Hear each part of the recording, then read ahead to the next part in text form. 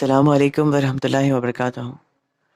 میں محمد آفتاب صابری چاک and duster academy کی رہنمائی میں اردو ایم اے انٹرنس پیپر کی تیاری کر رہا ہوں۔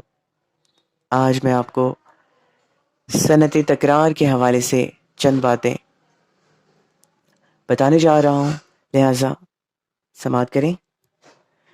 صنعت تکرار کی تعریف: کلام میں ایک ہی لفظ کو بار بار دہرانا صنعت تکرار کہلاتا ہے۔ مثال کے طور پر چند اشعار ملاحظہ کریں۔ میر تقی میر کا وہ مشہور شعر جو صنعت تکرار میں ہی کہا گیا، جس کو جب غالب نے پہلی بار سنا تھا تو انہوں نے اس شعر کی تعریف کچھ اس قدر کی تھی۔ انہوں نے کہا تھا کہ ریختہ کہ تم ہی استاد نہیں ہو غالب، کہتے ہیں اگلے زمانے میں کوئی میر بھی تھا۔ جی ہاں، تو وہ شعر سماعت کیجیے گا۔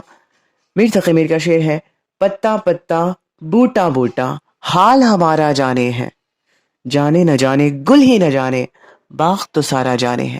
تو یہاں پر آپ نے دیکھا کہ پتا پتا ایک لفظ بار بار آیا، بوٹا بوٹا یہ بھی لفظ بار بار آیا۔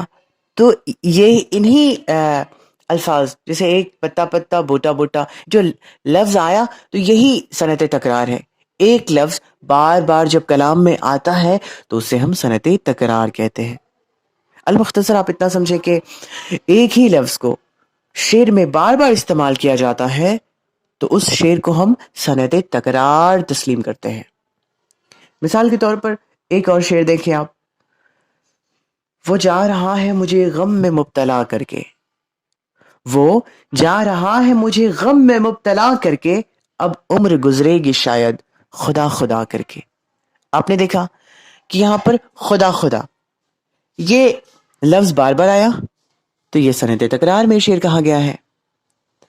اب اور واضح ہوگا جب آپ یہ شعر دیکھیں گے۔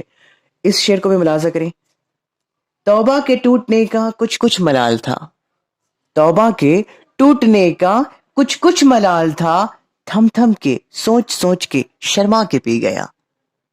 اب دیکھیں آپ، توبہ کے ٹوٹنے کا کچھ کچھ ملال تھا، اس میں کچھ کچھ آیا، ٹکرا گیا، بار بار آیا۔ اس کے دوسرے مصرے میں ہم دیکھتے ہیں تو تھم تھم کے تھم تھم دو بار آیا، سوچ سوچ کے مطلب دو بار آیا، شرما کے پی گیا۔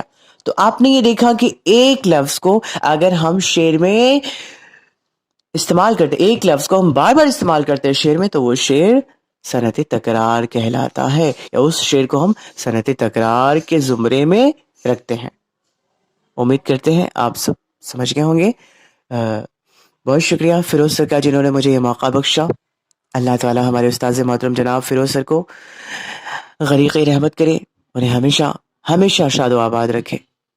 اللہ حافظ۔